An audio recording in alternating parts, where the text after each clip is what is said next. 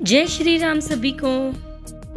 जैसा कि आप सभी जानते हैं कि वसंत में और शरद ऋतु में नवरात्रि मनाई जाती है, परंतु इनके अलावा आषाढ़ और माघ मास में भी नवरात्रि आती है, जिसको गुप्त नवरात्रि कहा जाता है। इस साल 2024 में यह गुप्त नवरात्रि 6 जुलाई से शुरू होगी। इसका समापन 16 जुलाई को होगा। पर क्या आप जानते हैं कि गुप्त नवरात्रि क्या है और क्यों मनाते हैं, और यह उन नवरात्रि से अलग कैसे है? तो आइए जानते हैं। हिंदू माह के अनुसार नवरात्रि वर्ष में 4 बार आती है, और ये 4 माह है माघ, चैत्र, आषाढ़ और अश्विन। चैत्र माह की नवरात्रि को बड़ी या बसंत नवरात्रि कहते हैं, वहीं अश्विन माह की नवरात्रि को छोटी या फिर शरदीय नवरात्रि कहा जाता है। इन दोनों के बीच में 6 महीने का अंतर होता है, और बची हुई 2 आषाढ़ और माघ माह की नवरात्रि होती है, जिनको गुप्त नवरात्रि कहते हैं। गुप्त का अर्थ है छिपा हुआ।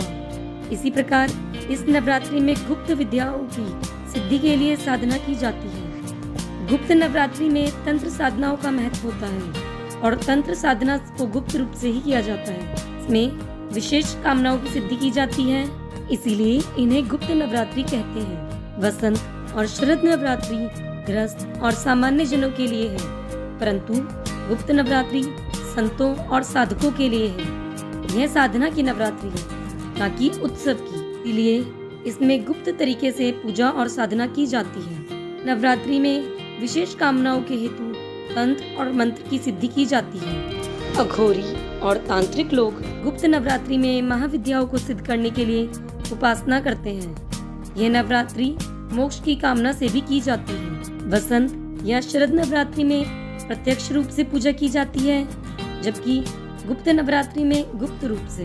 प्रत्यक्ष नवरात्रों में नवदुर्गा की पूजा होती है, परंतु गुप्त नवरात्रों में देवी की 10 महाविद्याओं की पूजा की जाती है। प्रत्यक्ष नवरात्रि में सात्विक साधना, नृत्य और उत्सव मनाया जाता है, जबकि गुप्त नवरात्रि में तांत्रिक साधना और कठिन व्रत का महत्व होता है। प्रत्यक्ष नवरात्रि को सांसारिक इच्छाओं की पूर्ति हेतु मनाया जाता है, वहीं गुप्त नवरात्रि को आध्यात्मिक इच्छाओं की पूर्ति, सिद्धि एवं मोक्ष हेतु मनाया जाता है। प्रत्यक्ष नवरात्रों की प्रमुख देवी माता पार्वती हैं, जबकि गुप्त नवरात्रि की प्रमुख देवी माता महाकाली है। ऐसा भी माना जाता है कि प्रत्यक्ष नवरात्रि वैष्णवों की है एवं गुप्त नवरात्रि शैव एवं शाक्तों की है।